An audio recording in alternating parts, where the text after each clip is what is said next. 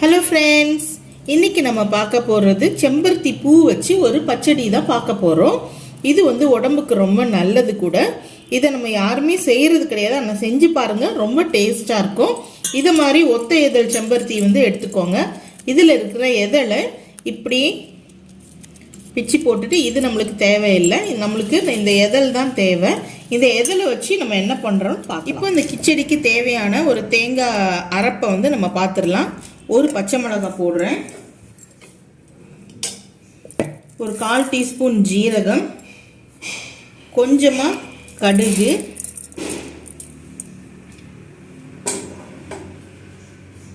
அதுக்கப்புறம் கொஞ்சம் தேங்காய்,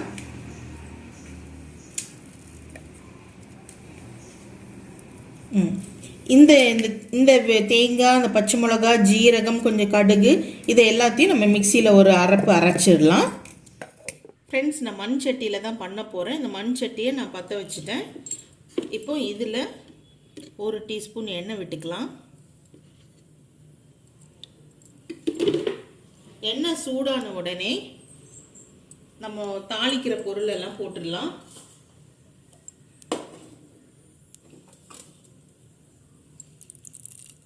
கொஞ்சம் கடுகு, காஞ்ச மிளகாவை இப்படி கிள்ளி போட்டுக்கோங்க.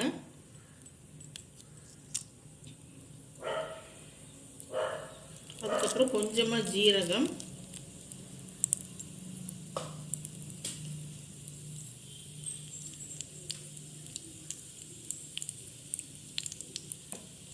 இந்த கடுகு ஜீரகம் எல்லாம் நல்லா பொரிஞ்சு வெடிச்ச உடனே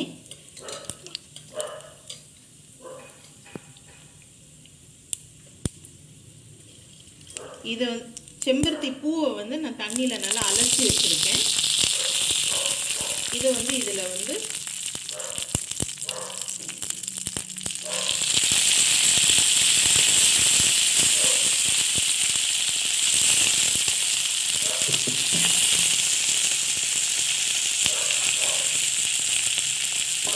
போட்டு 2 வதக்கு வதக்கிடுவோங்க.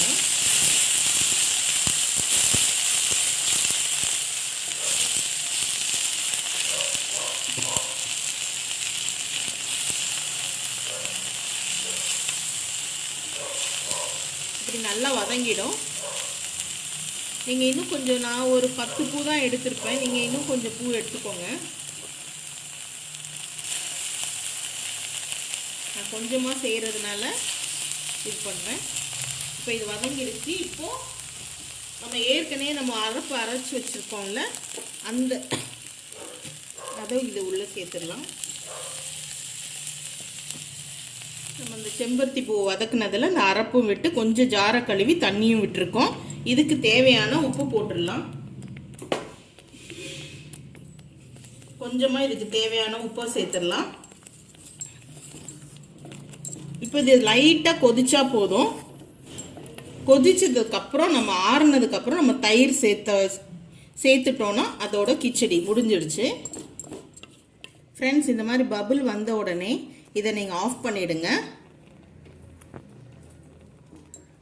இப்போ இது கொஞ்சம் ஆறுனதுக்கப்புறம் நான் கட்டி தயிர் வச்சுருக்கேன். இதிலேருந்து கொஞ்சம் தயிர் இதில் ஆட் பண்ணிக்கலாம். அதோட நம்ம செம்பருத்தி பூ பச்சடி முடிஞ்சிருச்சு.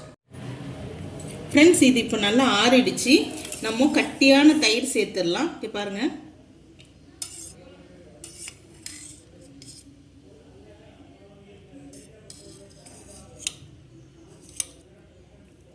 இப்போ தயிர் கலந்து வச்சிடலாம்.